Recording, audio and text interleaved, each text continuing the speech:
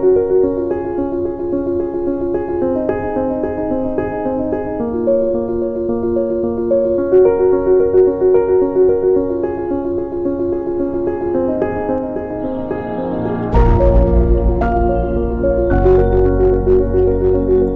दोस्तों, आपका इस विशेष अंक में स्वागत है। आज से हम भारतीय राज्य व्यवस्था की एक श्रृंखला को शुरू कर रहे हैं, जिसमें हमारी ये पहली क्लास है, जिसमें हम बेसिक सब परिचय देखेंगे। राज्य व्यवस्था होता क्या है, संविधान से राज्य व्यवस्था किस प्रकार अलग है, संविधानवाद किसे कहते हैं, सरकार क्या होता है, शासन क्या होता है, राज्य किसे कहते हैं, राष्ट्र किसे कहते हैं, इन सब शब्दों को हम समझेंगे और भारतीय संविधान का एक ओवरव्यू लेंगे और यह भी देखेंगे कि हम कैसे पढ़ेंगे। ठीक है, और हम इसको भी जानेंगे कि संविधान निर्माण की आवश्यकता क्या है, उसका आशय क्या है। तो ये हमारी पहली क्लास आने वाली सभी क्लासेस के बेस का काम करेगी, जिसमें हम परिचय देखेंगे और किसी को भी जानने के लिए उसका परिचय जानना बहुत ही आवश्यक होता है। ठीक है, तो आज हम इसी को जानेंगे। आप जानते हैं कि हर एक विषय की अपनी एक भाषा होती है। जैसे मैथमेटिक्स की अपनी एक भाषा है, सोशियोलॉजी हो, केमिस्ट्री, फिजिक्स हो, इन सब की अपनी अलग अलग लैंग्वेज है। उसी प्रकार पॉलिटिकल साइंस, राजनीति विज्ञान का भी अपना एक भाषा है। ठीक है, तो इस चीज़ को आप याद रखिए, क्योंकि अभी पॉलिटिकल साइंस के लैंग्वेज में स्टेट है। तो स्टेट जैसे आप जानते हैं कि देश होता है, देश एक जियोग्राफिकल बाउंड्रीज़ को दर्शाता है, एक भौगोलिक एरिया को दिखाता है देश। वहीं राज्य क्या है, राज्य सॉवरेंटी का एक परिचायक है, ये सॉवरेंटी को दर्शाता है। तो हम राज्य व्यवस्था को समझने से पहले स्टेट को ही समझते हैं, क्योंकि जो पॉलिटी होती है, जो राज्य व्यवस्था होती है, वो किसी स्टेट के अंतर्गत ही काम करती है। ठीक है, तो स्टेट को हम समझ लेंगे, फिर हम जो है पॉलिटी को समझेंगे, कॉन्स्टिट्यूशन को समझेंगे, इन सब शब्दों को समझेंगे। ओके, राज्य क्या होता है इसको हम समझ लेते हैं। तो आप जानते हैं कि पॉलिटिकल साइंस के लैंग्वेज में राज्य का मतलब एक देश ही है जो सॉवरेंटी का एक परिचायक है। राज्य हम किसे कहेंगे, राज्य कहने के लिए 4 एलिमेंट्स होने चाहिए हमारे पास। इन 4 एलिमेंट्स अगर ना हो कोई भी, तो हम उसे राज्य नहीं कह सकते फिर। यानी कि राज्य के पास अपनी एक टेरिटरी होती है, भूभाग होता है, और उस भूभाग पर पॉपुलेशन निवास करती है, जनसंख्या निवास करती है, लोग रहते हैं, और लोगों में लोक व्यवस्था को बनाए रखने के लिए, अब व्यवस्था ना फैले, व्यवस्था को बनाए रखने के लिए गवर्नमेंट होती है, और गवर्नमेंट के पास अपनी खुद की एक सॉवरेंटी होती है, तो हम उसे स्टेट कहते हैं। अब टेरिटरी, भूभाग, पॉपुलेशन, गवर्नमेंट को मोटे तौर पर आप जानते हैं। सॉवरेंटी को आपको नया शब्द लग रहा होगा, या आप जानते होंगे, पॉलिटिकल साइंस पढ़े होंगे तो आप इसे पढ़े होंगे, लेकिन फिर भी हम अगर स्टेट को कवर कर रहे हैं तो हम इसे थोड़ा सा बताएंगे। अगर आपको सॉवरेंटी पर सेपरेट वीडियो देखनी हो तो लिंक हम डिस्क्रिप्शन में दे रहे हैं, वहाँ से आप इसे देख सकते हैं। सॉवरेंटी क्या होता है, सॉवरेंटी का मतलब ये होता है कि कोई भी राज्य अपने आंतरिक और बाह्य, यानी कि इंटरनल और एक्सटर्नल कोई भी समस्या हो, उसका समाधान करने के लिए स्वतंत्र है। वो अपने नागरिकों को कोई भी आदेश निर्देश दे सकता है, और बाह्य रूप से वह किसी भी दूसरे स्टेट यानी कि देश के साथ संबंध बनाने में स्वतंत्र होता है। तो वो क्या होती है, सॉवरेंटी होती है। और आप जानते हैं कि स्टेट एक अमूर्त धारणा है। भाई, स्टेट से आप मिले तो नहीं होंगे कभी कि ये स्टेट साहब जा रहे हैं, इनसे हाथ मिला लीजिए, ऐसा नहीं है। स्टेट एक अमूर्त धारणा है। राज्य का मूर्त रूप सरकार होती है। इसलिए स्टेट की सॉवरेंटी का प्रयोग कौन करता है, सरकार करती है। अर्थात सरकार को आंतरिक रूप से अपने नागरिकों को कोई भी आदेश निर्देश देता है, लॉ बनाता है। और बाहर यानी कि अगर इंडिया है स्टेट, तो वो यूएसए या रसिया से किस प्रकार संबंध बनाएगा वो इंडिया पर डिपेंड है, क्योंकि वो सॉवरेन स्टेट है। कोई उसे आदेश निर्देश नहीं दे सकता। हाँ, आप ये कह सकते हैं कि आज़ादी के पहले हमारा जो देश था, जो स्टेट था, वो सॉवरेन नहीं था, क्योंकि हमारी सॉवरेनिटी का प्रयोग कौन कर रहा था? ब्रिटिशर्स कर रहे थे। ठीक है, तो आप इस चीज़ को समझ गए होंगे। अब हम इसको थोड़ा बाद में देखेंगे। हम संविधान और राज्य व्यवस्था में अंतर देख लेते हैं क्या होता है। ठीक है, जब हम संविधान कहते हैं तो संविधान का मतलब यह होता है कि एक ऐसा लिखित या अलिखित दस्तावेज या नियम। भाई, संविधान लिखित भी हो सकता है और अलिखित भी होता है। ठीक है, तो लिखित फॉर्म में वो दस्तावेज के रूप में हो सकता है, और अलिखित जब होगा तो वो एक नियम, प्रथा या फिर एक रूल के फॉर्म में हो सकता है। उसी के आधार पर किसी भी देश के शासन व्यवस्था को संचालित किया जाता है, तो हम उसे संविधान कहते हैं। अर्थात संविधान एक लिखित या अलिखित दस्तावेज या नियम है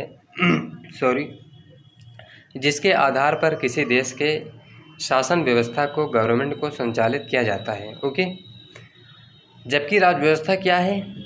राज्य व्यवस्था में लिखित नियम, कायदा, कानून तो होता ही है, लेकिन और भी चीज़ें इसमें होती हैं। राज्य व्यवस्था को कई नामों से जाना जाता है। एक तो पॉलिटी है, दूसरा इंडियन डेमोक्रेसी है, भारतीय राज्य व्यवस्था, और तीसरा है इंडियन पॉलिटिकल सिस्टम। ठीक है, ये तीन शब्द अगर आपके समक्ष आए तो इसका मतलब पॉलिटी ही है, आप इसको याद रखिएगा। तो पॉलिटी में क्या होता है? इसमें लिखित नियम ये तो होता ही है, लेकिन इसके साथ सरकार, समाज, अर्थव्यवस्था, राजनीतिक दल, दबाव समूह, ये सब भी आ जाते हैं। क्यों आते हैं? अब देखिए, ये जो नियम या रूल्स जो लिखित दस्तावेज तैयार किए जाते हैं वो किसी स्टेट के लिए किए जाते हैं। भाई, हमारा राज्य किस प्रकार संचालित होगा उसके लिए हम एक नियम बनाएंगे। जब राज्य होगा तो राज्य किससे मिलकर बना होता है? आप जानते हैं, एक व्यक्ति मिलकर एक परिवार बनाता है, और परिवार से समाज, और समाज से मिलकर राज्य का निर्माण होता है। और किसी भी राज्य में कई सारे समाज हो सकते हैं, कई सारे परिवार हो सकते हैं, और कई सारे व्यक्ति हो सकते हैं। इस प्रकार समाज क्या है? समाज एक संबंधों का जाल है, इसमें कई सारे रिलेशन होते हैं। और राज्य क्या है? इस समाज का विस्तृत रूप ही राज्य है, जिसमें कई सारे समाज होते हैं। भाई, जैसे हम भारतीय राज्य की बात करें, मतलब राजनीति शास्त्र की भाषा में, तो इसके अंतर्गत भाई एक हिंदू समाज है, मुस्लिम समाज है, सिख समाज है, ईसाई हैं, यहूदी हैं। ये सब क्या हैं? अलग अलग कम्युनिटी हैं। अब इन अलग अलग जो कम्युनिटी हैं, इन सब के अलग अलग क्या होंगे? नियम होंगे, रूल्स होंगे, प्रथाएं होंगी, परंपराएं होंगी। इनके जो सामाजिक परंपराएं होंगी उनकी बात मैं कर रहा हूँ। तो अलग, जैसे हिंदू समाज की अलग अपनी मान्यताएं हैं, परंपराएं हैं, मुस्लिम समाज की अलग मान्यताएं, परंपराएं हैं, उसी तरह और भी जितने कम्युनिटी हैं उन सब का अलग अलग है। तो जो सरकार जो काम करेगी राज्य में, वो सरकार किन किन तत्वों से प्रभावित हो सकती है? क्योंकि सरकार में जो व्यक्ति जाएगा, जो सरकार में बैठेगा, वो भी तो इसी समाज का पार्ट होगा। भाई, जितने भी हमारे समाज हैं, इनमें इसी समाज में ही तो कोई व्यक्ति जाकर स्टेज पे बैठेगा, और वहाँ बैठकर वो नियम, कायदे, कानून, पार्लियामेंट में जाकर नियम, कायदा, कानून बनाएगा। तो वो किन किन तत्वों से प्रभावित होता है, या फिर ये जो लोग हैं समाज के, ये कौन से तत्व से प्रभावित होते हैं? इन सब का अध्ययन हम पॉलिटी के अंतर्गत करते हैं। इसीलिए जब हम कहते हैं समाज, तो समाज का मतलब क्या है? आप जानते हैं कि जब चुनाव होता है तो उसमें कई सारे एलिमेंट्स उभर कर आते हैं, और आइडेंटिटी पॉलिटिक्स का गेम चलने लगता है, पहचान की राजनीति। और आप जानते हैं कि भारत में पहचान की राजनीति 3 बिंदुओं पर की जाती है। एक तो जाति है, धर्म है, फिर भाषा है। इन्हीं के आधार पर किसी व्यक्ति की पहचान किया जाता है। अब जब सरकार वोट लेने आएगी या फिर कोई पॉलिटिकल, सरकार नहीं, कोई पॉलिटिकल पार्टीज़ होगी, वो अगर समाज में जाएगी, लोगों से वोट मांगेगी, तो ये देखेगी कि यार समाज में जो व्यक्ति हैं वो किन किन तत्वों से प्रभावित होते हैं। तो वहाँ आपको वोटिंग बिहेवियर देखना होगा, मतदान व्यवहार देखना होगा कि भाई हम किस प्रकार क्या करें कि जो मतदाता हैं प्रभावित होकर हमें वोट दे देंगे। इन सब चीज़ों को भी देखा जाता है। इसलिए पॉलिटी के अंतर्गत हम मतदान व्यवहार को भी पढ़ते हैं, उसके भी स्टडी करते हैं। गवर्नमेंट को पढ़ते ही हैं, समाज है, अर्थव्यवस्था। आप जानते हैं कि स्टेट को चलाने के लिए, सरकार को चलाने के लिए हमें क्या चाहिए? पैसे चाहिए। अब पैसे कैसे लेता है? तो बजट जो बनता है एक स्टेट के लिए वो कैसे बनता है, टैक्सेशन का क्या प्रावधान है, इन सब तत्वों का भी अध्ययन हम पॉलिटी के अंतर्गत करते हैं। राजनीतिक दल जो होते हैं उनका अध्ययन भी करते हैं। दबाव समूह जो प्रेशर ग्रुप्स होते हैं, जो सरकार पर दबाव बनाने के लिए काम करते हैं, और कई सारे प्रेशर ग्रुप्स होते हैं, आप जानते हैं। तो बहुत इसका क्लासेस तो अलग होंगी ही, तो बहुत ज़्यादा हम बताने वाले नहीं हैं इसको।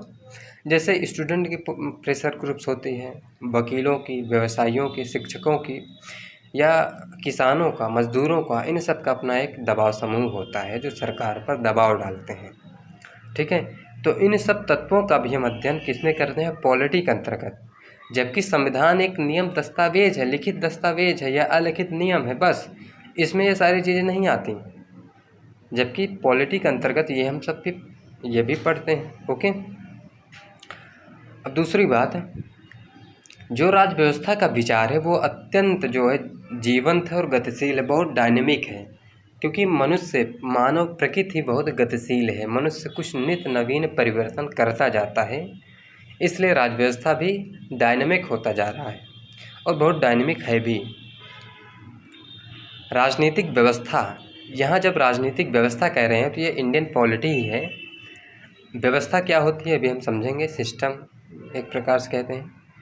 तो राजनीतिक व्यवस्था का अध्ययन समग्र अध्ययन है। जब हम पॉलिटी का अध्ययन करते हैं तो उस राज्य के समस्त नियम, कायदे, कानून, वहाँ जो एक्टिविटीज़ चल रहे हैं सबका अध्ययन करते हैं। क्योंकि सरकार और संविधान का संबंध समाज, अर्थव्यवस्था एवं राजनीतिक दल से होता है, तो आप ये बहुत ही अच्छे से जानते हैं। और जब प्रशासन में भ्रष्टाचार आता है तो उसमें जब भ्रष्टाचार का कारण बनता है ये भी होता है। भाई भतीजावाद के कॉन्सेप्ट इसी से निकल कर आता है कि हमारे समाज का व्यक्ति है, हमारे बिरादरी का है या हमारे धर्म का है, इस तरह की बात करते हैं। अब हम इंडियन डेमोक्रेसी को समझ लेते हैं कि जो भारतीय लोकतंत्र है वो क्या होता है। लोकतंत्र का मतलब क्या है? लोकतंत्र यानी कि डेमोक्रेसी शब्द डिमास और क्रेसिया से मिलकर बने हैं, जिसका अर्थ होता है जनता का शासन। तो डिमास का मतलब क्या होता है? जनता, अर्थात भारत की जनता। और ये प्रभावित होती है समाज से, अर्थव्यवस्था से, राजनीतिक दल से। ओके, और क्रेसिया का मतलब एक तंत्र है या कि व्यवस्था है, जैसे कार्यपालिका, न्यायपालिका, व्यवस्थापिका, यूपीएससी, इलेक्शन कमीशन, ये सब क्या हैं? ये एक तंत्र हैं। ये तंत्र काम करते हैं गवर्नमेंट में सहयोग करने के लिए, उसको चलाने के लिए। ठीक है, मतलब ये यूपीएससी, इलेक्शन कमीशन, और ये तो शासन के अंग हैं ही, आप जानते हैं। अभी इसका हम विस्तृत से बताएंगे।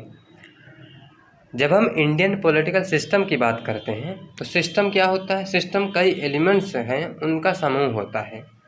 जैसे हम जब राजनीतिक व्यवस्था की बात करते हैं, सामाजिक व्यवस्था की बात करते हैं या आर्थिक व्यवस्था की बात करते हैं, तो सबके जो एलिमेंट्स होते हैं वो थोड़ा अलग अलग होते हैं। जैसे जब हम समाज की बात करते हैं तो समाज में परिवार है, रीति रिवाज हैं, परंपराएं हैं, धर्म हैं, ये सब क्या हैं? ये कई सारे एलिमेंट्स होते हैं। इन सब तत्वों के मेल से एक सिस्टम बनता है, जिन्हें हम क्या कहते हैं? सामाजिक व्यवस्था कहते हैं। उसी प्रकार जब हम पॉलिटिकल सिस्टम की बात करते हैं तो इसमें क्या है? सरकार है, सरकार के कई सारे अंग हैं, राजनीतिक दल हैं, प्रेशर ग्रुप्स हैं, या फिर इसमें हम कह सकते हैं कि जो इलेक्शन कमीशन है, और यूपीएससी है, ये सब क्या हैं? ये एलिमेंट्स हैं। इन सब के मेल से ही जो बनता है उसे हम पॉलिटिकल सिस्टम कहते हैं, राजनीतिक व्यवस्था कहते हैं। ठीक है, तो राजनीतिक व्यवस्था क्या होता है? राजनीतिक दल प्लस अर्थव्यवस्था पर समाज का प्लस समाज का मेल होता है। तो जब हम पॉलिटिकल सिस्टम कहते हैं तो भाई इसमें ये सब तो होते हैं, समाज के जो मतदान व्यवहार है, जो बजट का कॉन्सेप्ट है, इन सब का अध्ययन भी हम पॉलिटिकल सिस्टम के अंतर्गत करते हैं। ओके, और ये जो एलिमेंट्स होते हैं ये क्या करते हैं? ये अंतःक्रिया करते हैं अपने में, और इनकी एक सीमा भी होती है। अंतःक्रिया कैसे करते हैं? जैसे ये हो गया हमारा समाज। अब ये समाज क्या करते हैं, और ये हमारा पॉलिटिकल से राजनीतिक यानी कि एक रूल्स है, संविधान है मान लो। तो संविधान में जो नियम कायदे कानून बनेंगे वो इसके तहत ही बनेंगे। समाज में पच जाए वो बात, इसी के अकॉर्डिंग बनेंगे। ये समाज में जो भी हो गतिविधियाँ होंगी इसके अकॉर्डिंग ही होंगी, इसके अगेंस्ट जाएंगी तो समाज के लोगों को दंडित किया जा सकता है।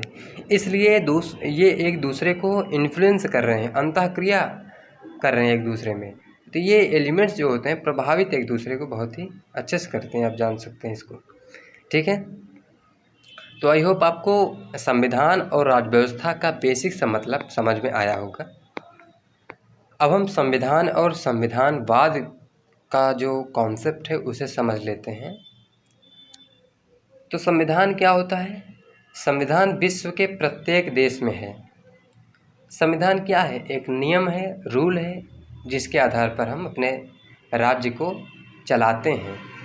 जबकि संविधानवाद विश्व के कुछ ही देशों में है। संविधान क्या है? किसी गैर लोकतांत्रिक देश में भी हो सकता है। ठीक है, जबकि संविधानवाद जो संविधानवाद है वो संविधान के साथ शासन क्या हो, लोकतांत्रिक हो, तो वो संविधानवाद होगा। अर्थात जैसे संविधान किसी गैर लोकतांत्रिक देश में हो सकता है, ये बात ठीक है। जो संविधान के साथ अगर शासन लोकतांत्रिक हो, डेमोक्रेटिक हो, तो उसे हम संविधानवाद कहते हैं। ओके, यानी कि संविधान भी है यहाँ, लेकिन यहाँ लोकतंत्र है।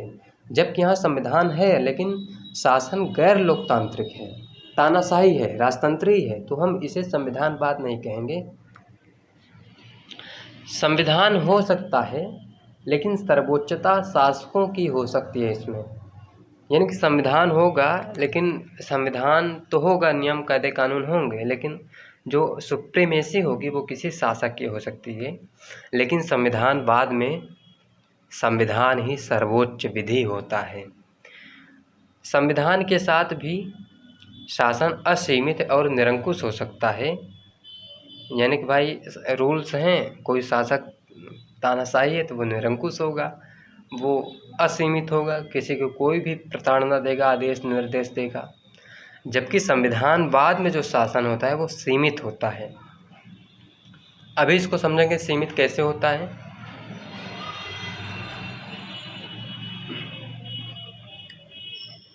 जो शासन सीमित होगा वो होगा जनता से, जनता के अधिकार से, स्वतंत्रता से। वो सीमित होगा विधि से, रूल ऑफ लॉ से। इन सब से सीमित होती है शासन। संविधान के साथ नागरिकों की स्वतंत्रता और अधिकार अनुपस्थित हो सकता है संविधान में, जबकि संविधानवाद नागरिकों के स्वतंत्रता एवं जो अधिकार होते हैं उसको सर्वोच्च महत्व दिया जाता है संविधानवाद में। संविधान में विधि संभव है, संभव मतलब हो सकती है कि हो सके विधि हो, जरूरी नहीं कि वहाँ विधि हो। लेकिन संविधानवाद में विधि का शासन होता है, रूल ऑफ लॉ होता है। ये बात आप याद रखिएगा। तो ये बेसिक सा डिफरेंट था इन दोनों के बीच में। अब हम देखते हैं सरकार क्या होती है और शासन क्या होता है। अब कभी कभी हम इन दोनों शब्दों का प्रयोग पर्याय के रूप में कर देते हैं, लेकिन यहाँ इसको समझना ज़रूरी है। सरकार किसे कहते हैं? विधायिका, कार्यपालिका, न्यायपालिका, इनके संगठन को हम सरकार कह सकते हैं। यानी कि जो कानून बनाए, उसे लागू करे और उसकी व्याख्या भी करे तो हम उसे सरकार कहते हैं। शासन क्या होता है? इसमें सरकार तो होता ही है लेकिन इसके अलावा व्यावसायिक संगठन और बाज़ार को भी शामिल कर लिया जाता है। नागरिक समाज को भी शामिल किया जाता है, जैसे एनजीओ हो गया, छात्र हो गए, मीडिया हो गया, फिल्मों के लोग हो गए। ये सब क्या हैं? शासन के लोग हैं और ये नागरिक समाज के लोग हैं जिनको हम शासन में शामिल करते हैं। समाज का दूसरा नाम ही नागरिक समाज है। भाई सरकार में एक लिमिट है कि भाई वो कानून बनाएगी, लागू करेगी, व्याख्या करेगी, लेकिन जब शासन की बात होगी तो इनमें ये सारे चीज़ भी हैं। भाई इसमें एनजीओ भी हैं, छात्र भी हैं, मीडिया के लोग भी हैं, फिल्मों के लोग भी हैं, ये सभी लोग भी इसमें होते हैं। ठीक है, अब हम राष्ट्र और राज्य में अंतर क्या है इसको समझ लेते हैं। ठीक है,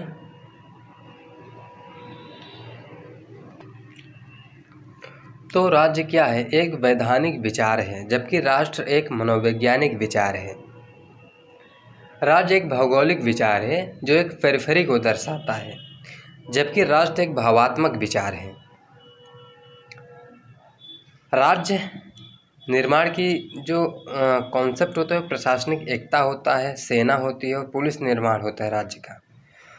लेकिन राष्ट्र क्या होता है? नागरिकों की सर्वोच्च निष्ठा होती है, अर्थात किसी विशेष भाषा, धर्म, जाति, नस्ल, रंग, रक्त संबंध के आधार पर मनोवैज्ञानिक एकता ही क्या है? राष्ट्र है।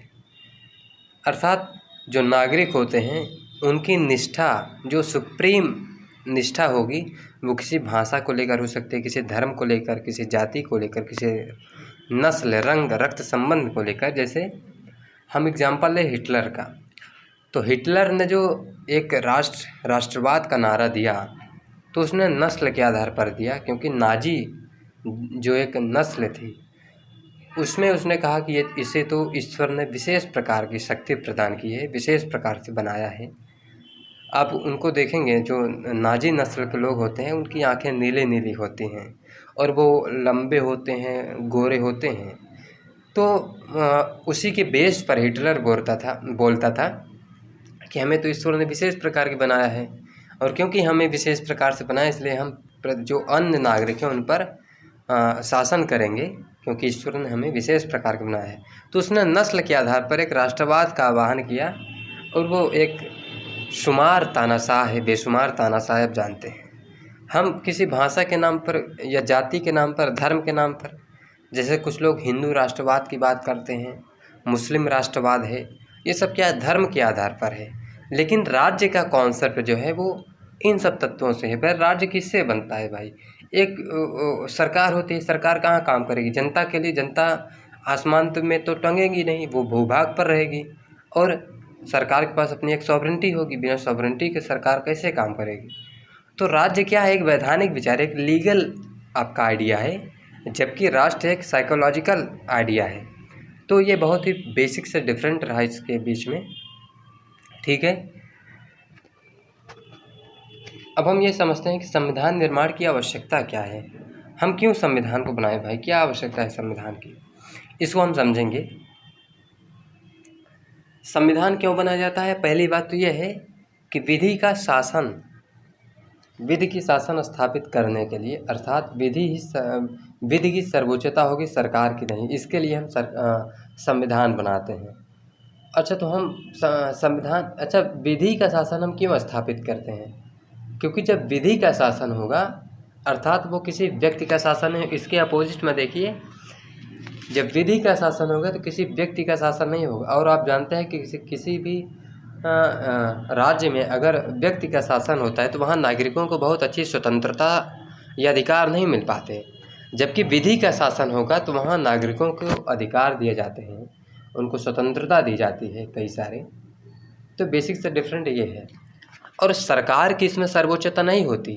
सरकार काम करती है लॉ के अंतर्गत, विधि के अंतर्गत ही रहकर सरकार काम करेगी, उससे ऊपर नहीं जाएगी। जबकि जो व्यक्ति का शासन होता है वो असीमित हो सकता है, निरंकुश हो सकता है, तानाशाही या गैर लोकतांत्रिक व्यवहार कर सकता है वो। जबकि जो सीमित सरकार होगी तो सरकार सीमित किससे होगी? विधि से सीमित होगी। क्योंकि अगर सरकार की शक्तियाँ सीमित होगी तो नागरिकों की स्वतंत्रता और अधिकार को सर्वाधिक महत्व दिया जाएगा। और जब किसी भी नागरिक को स्वतंत्रता मिल रहा है, अधिकार मिलेगा, तो अपने व्यक्तित्व का निर्माण करेगा। और आप जानते हैं किसी भी व्यक्ति का जो उद्देश्य होता है वो अपने जीवन को अच्छा बनाना होता है, और जीवन को अच्छा बनाने के लिए हमें स्वतंत्रता चाहिए, अधिकार चाहिए, जो हमें रूल ऑफ लॉ में ही मिल पाता है, किसी व्यक्ति के शासन में नहीं मिल पाता। आप इसको ध्यान में रखिए। यहाँ क्या होता है, शक्ति का पृथक्करण होता है, अर्थात विधायिका, कार्यपालिका, न्यायपालिका की शक्ति डिवाइड होती है, और एक प्रकार से डिसेंट्रलाइजेशन होता है। शासन एक जगह सेंट्रलाइज नहीं होता, कई सारे जगहों पर बटा हुआ होता है। जबकि यहाँ क्या है, यानी कि जो गैर लोकतांत्रिक कोई शासन है या तानाशाही शासन है, तो वहाँ शक्ति का केंद्रीकरण होता है, और वो शक्ति का केंद्रीकरण किसी व्यक्ति विशेष में होता है, जो अपने आप को सुप्रीम मानता है, और कोई भी आदेश निर्देश देता है वो किसी विधि से बंधा नहीं होता। आप इसे याद रखिए। ओके, अब हम संविधान क्या होता है इसको देख लेते हैं। संविधान का अभिप्राय है, संविधान क्या होता है इसका अभिप्राय हम पहले देख चुके हैं। हम भारतीय संविधान के रेफरेंस में इसे देख रहे हैं। संविधान भारतीय भूभाग पर स्थित सर्वोच्च विधि है, जिसे संवैधानिक कहते हैं। मोस्ट इम्पॉर्टेंट जो ये शब्द है इसे याद रखिए, क्योंकि अभी संवैधानिक है, सांविधिक है, गैर संवैधानिक है, इन सब शब्द आते हैं ना, तो इसमें थोड़ा कन्फ्यूज़ होते हैं लोग, तो इसे आप याद रखिए। जो सुप्रीम विधि है, लॉ है, वो क्या है, संविधान है, जिसे हम संवैधानिक कहते हैं, इसे आप याद रखिए। और सर्वोच्च विधि में क्या है, 22 भाग हैं, यानी कि जो सर्वोच्च विधि अर्थात संविधान है उसमें 22 भाग हैं, 395 अनुच्छेद, 12 अनुसूचियाँ और कुछ परिशिष्ट हैं। अनुच्छेद ये मूल रूप से हैं और ये भी मूल रूप से, अब अमेंडमेंट्स करके बढ़ाया गया है, तो उसकी बात हम नहीं कर रहे हैं। ओके, सुप्रीम जो विधि है वो संविधान है, और इस सुप्रीम विधि यानी कि ये सुप्रीम जो विधि है, इसके नीचे की विधि जो होती है वो संसदीय विधि होती है, जिसे हम सांविधिक कहते हैं। सांविधिक यानी कि जो संसद द्वारा बनाई गई है। ओके, संसद विधि का जो निर्माण करती है वो संविधान के अंतर्गत ही करती है, लेकिन सबसे सुप्रीम विधि संविधान है, और उसके नीचे की विधि संसदीय विधि है, जिसे सांविधिक कहते हैं। जैसे RTI यानी कि राइट टू इन्फॉर्मेशन, सूचना का अधिकार है। जैसे पूर्व संवैधानिक विधि है IPC, ये सब क्या है, एक संसदीय विधि है, एक सांविधिक विधि है। ओके, अब सांविधिक विधि के नीचे का जो विधि होती है उसे हम संविधानेतर एक्स्ट्रा कॉन्स्टिट्यूशनल कहते हैं। कार्यपालिका द्वारा निर्मित कोई विधि, जैसे मंत्रिमंडल कुछ बना दे, जैसे नीति आयोग, ये क्या है, ये एक संविधानेतर विधि है। ठीक है, तो ये हायरार्की बनता है, जैसे सर्वोच्च विधि हो उसके नीचे के सांविधिक, फिर संविधानेतर, ऐसे करके एक इसके हायरार्की बनता है, इसे आप याद रखिए। इस सर्वोच्च विधि में यानी कि संविधान में सरकार के विभिन्न अंगों की शक्तियों को उल्लेख है। कैसे, जैसे विधायिका, कार्यपालिका, न्यायपालिका। आप जानते हैं कि जो भारत में सरकार काम करती है 3 लेवल पर काम करती है। एक तो वो सेंट्रल लेवल पे है, दूसरा एक सेंट्रल पे हो गया, दूसरा वो स्टेट पे हो गया, तीसरा वो स्थानीय लेवल पे हो गया। ओके, तो सेंट्रल में क्या होता है, विधायिका, कार्यपालिका, न्यायपालिका। विधायिका में आप क्या देखेंगे, संसद को देखेंगे। कार्यपालिका में आप मंत्रिमंडल को देखेंगे, मंत्रिपरिषद देखेंगे। और कार्यपालिका के भी 2 प्रकार होते हैं, जैसे ये सेंट्रल हो गया, ये 3 इसके अंग हो गए सरकार के। ठीक है, तो ये विधायिका में आप संसद पार्लियामेंट को देखेंगे। कार्यपालिका में 2 प्रकार की होती है, एक अस्थाई और एक राजनैतिक। राजनैतिक में जो मंत्रिमंडल आते हैं, जो मंत्रिपरिषद आती है, वो होते हैं। और जो 5 साल के लिए चुने जाते हैं, जो अस्थाई होते हैं। और एक गैर राजनीतिक है, जिसे अस्थाई कहते हैं, वो ब्यूरोक्रेट होते हैं, जो सचिवालय हैं, सचिव हैं, या क्लर्क हैं, या क्लर्कियर स्टाफ हैं। ये सब क्या है, गैर लोकतांत्रिक, गैर जो है राजनैतिक जो है कार्यपालिका है। ओके, और न्यायपालिका में सुप्रीम कोर्ट आता है। ओके, जब हम स्टेट लेवल की बात करते हो तो यहाँ भी राज्य विधानमंडल है, विधानसभा है, उसके मुख्यमंत्री है, उसकी अपनी परिषद है, और हाई कोर्ट है। ओके, जब लोकल लेवल हम देखते हैं तो वहाँ आप जानते हैं कि शहरी ग्रामीण में बटा हुआ है। शहरी में नगर पालिका होती है, इसमें पंचायतें होती हैं ग्रामीण में, और जो यहाँ न्यायपालिका है अधीनस्थ वो जनपद न्यायालय होता है। इन सब को हम समझेंगे, ठीक है। संविधान के अंगों की शक्तियों पर भी प्रतिबंध किया गया है। भाई बैलेंस बहुत अच्छे से बनाया गया है, जब इसको हम पढ़ेंगे तो समझ पाएंगे इसे। संविधान का आत्मा, दर्शन या आदर्श क्या है? प्रस्तावना है, मूलाधिकार, निर्देशक तत्व है। ये सब क्या है? संविधान की आत्मा है, या दर्शन है, या आदर्श है, ठीक है। विभिन्न प्रकार की प्रशासनिक संस्थाओं का उल्लेख है इस सर्वोच्च विधि में, जैसे निर्वाचन आयोग, नियंत्रक एवं महालेखा परीक्षक, यूपीएससी हो गया, ठीक है। इन सब का उल्लेख है इसमें, ठीक है। तो आई होप आपको ये बहुत ही अच्छे से समझ में आया होगा।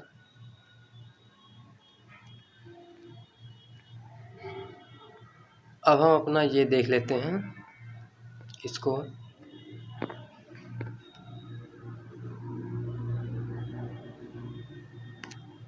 हमने आपको पहले बताया कि जो राज्य होता है उसमें 4 एलिमेंट होता है, और उस एलिमेंट के बेस पर ही हम राज्य को समझते हैं। तो जो टेरिटरी है, तो टेरिटरी जब हम पढ़ेंगे तो इसमें संघ एवं उसका राज्य क्षेत्र पढ़ लेंगे, जो संविधान के भाग 1 में वर्णित है।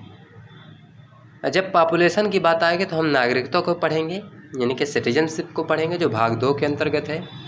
और फंडामेंटल ड्यूटीज़, यानी कि इन नागरिकों को कुछ मूल कर्तव्य भी दिए गए हैं, जिन्हें हम 4 यानी कि भाग 4 के ए में देखेंगे। ओके, जब हम गवर्नमेंट की बात करते हैं तो गवर्नमेंट में केंद्र सरकार है, राज्य सरकार है, लोकल सेल्फ गवर्नमेंट है। अभी इसका डिस्क्रिप्शन हमने इसके पहले दिया है, तो आप समझ सकते हैं। जब हम सॉवरेनिटी की बात करते हैं तो इसमें हम प्रस्तावना को देखेंगे, फंडामेंटल राइट्स को देखेंगे, directive principle of state policy को देखेंगे, ठीक है। जो मूल अधिकार है वो भाग 3 के अंतर्गत है। राज्य के नीति के निर्देशक तत्व भाग 4 के अंतर्गत है, ठीक है। और जो हमारा पोर्शन बच जाएगा उसको हम अलग से कवर कर लेंगे। इस प्रकार हमारा ये सेशन कंप्लीट हो जाएगा। ओके, तो थैंक यू, आज के लिए इतना ही। अब अगले वीडियोस में हमारी क्लासेस अब कुछ लंबी जाएंगी, क्योंकि ये परिचय था तो बेसिक्स हमने दे दिया है। अब जो क्लासेस हमारी होंगी वो थोड़ा लंबी जा सकती हैं। तो थैंक यू, और आप शेयर कर दीजिएगा, आप करते नहीं हैं, बार बार मैं बोल रहा हूँ कि शेयर कर दीजिएगा, प्लीज़ कर दीजिएगा शेयर, और सब्सक्राइब कर लीजिएगा चैनल को। Okay, thank you.